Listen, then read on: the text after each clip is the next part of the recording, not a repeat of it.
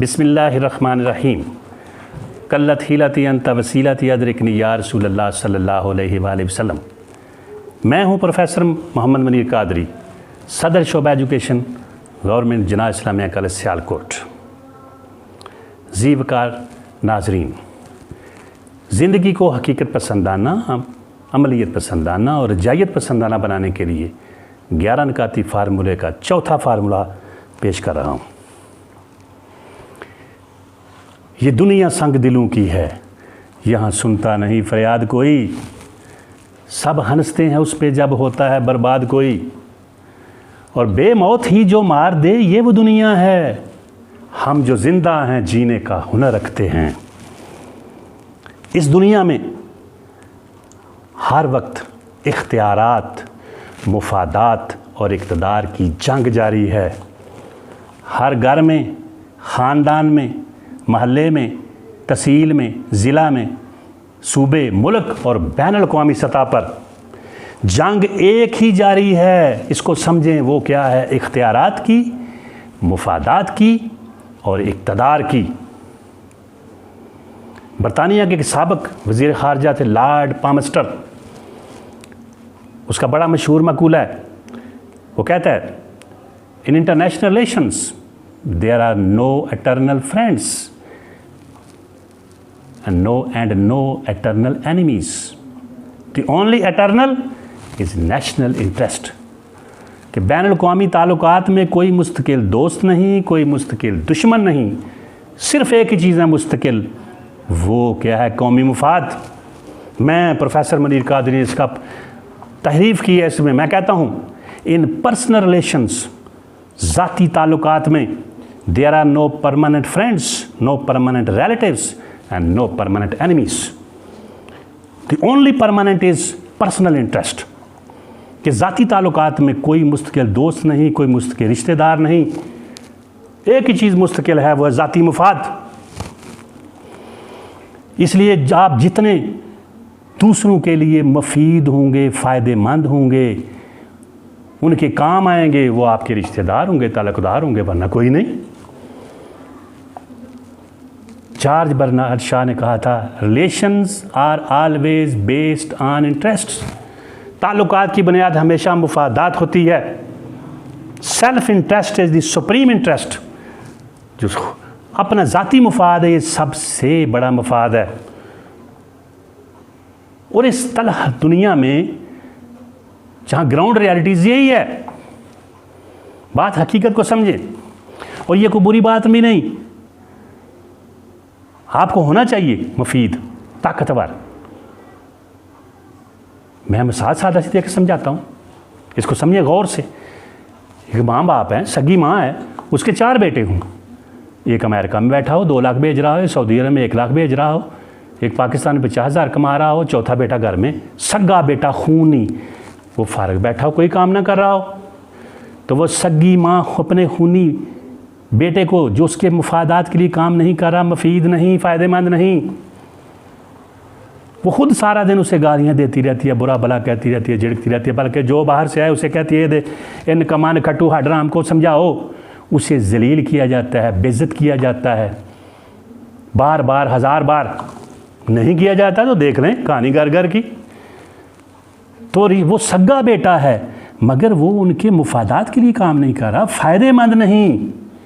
और जो अमेरिका में बैठा हुआ है, हर काम में माया से कह रही, मैं तुम्हें दुआएं दे रही हूँ, हर लहजा सारा दिन दुआएं देते हैं, हर काम में मशवरा उससे।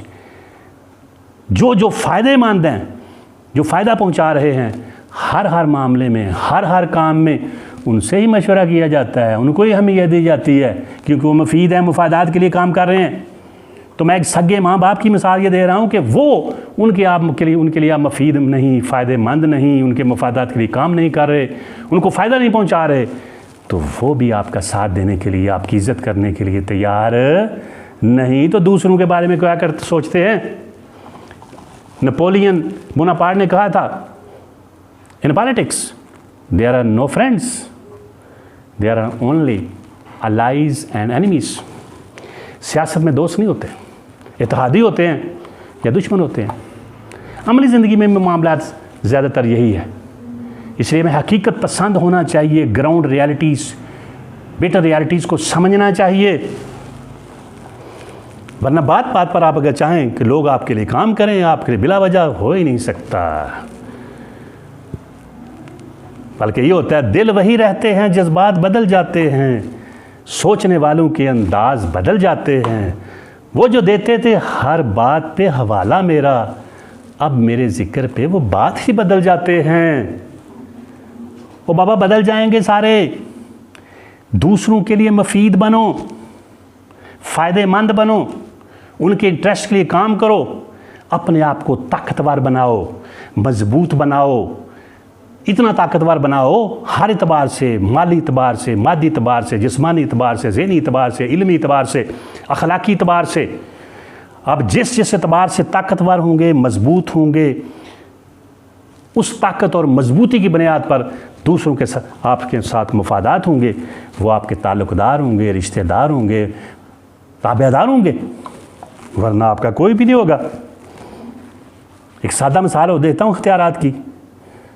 वो कहते हैं किसी मोहल्ले में एक मांगने वाली जगह गई, वो मुख्तलिफ जगहों पर मांग रही थी। एक घर में गई तो घर वाले ने कुछ दिया, वहाँ एक खतून बैठी तो उसने कहा कि तुम मांगने वाली बताओ बकारन, वो जो कोने में घर था वहाँ तुम गई थी? उसने कहा हाँ गई थी। वहाँ एक लश पश भड़कीले कपड़े पहने लड़की बाहर आई। उसने कहा बहन माफ़ कर, बहन माफ़ करो, हमें आ गई। उसने कहा अच्छा तुम इस तरह करो और महल्ला मांग कर वहाँ आओ, मैं घर जाती हूँ। वो बड़ी खुश हुई, वो अपने घर चली गई। थोड़ी देर बाद वो मांगने वाली उस घर में वापस गई। उसने लंबी दुआएं दी, सदाएं दी, बड़े बड़े तौसीफ़ात से बड़े कलमात कहे। थोड़ी देर बाद अब वही सास, वही खतून बाहर आई। उसने कहा, देखा उसे कहती बहन माफ़ कर, बहन माफ़ करो। उसने कहा ये क्या हुआ? वो हैरान रह गई, शश्ता रह गई, अंगुश्त बंदा रह गई। उसने कहा यही बात तो उसने भी कही थी लड़की ने। उसने कहा मेरे होते हुए वो माफ़ करने वाली कौन होती है? जब मैं हूँ तो मेरे होते हुए वो कौन होते हैं जो माफ़ भी वो करे? ये होती है इख्तियारात की।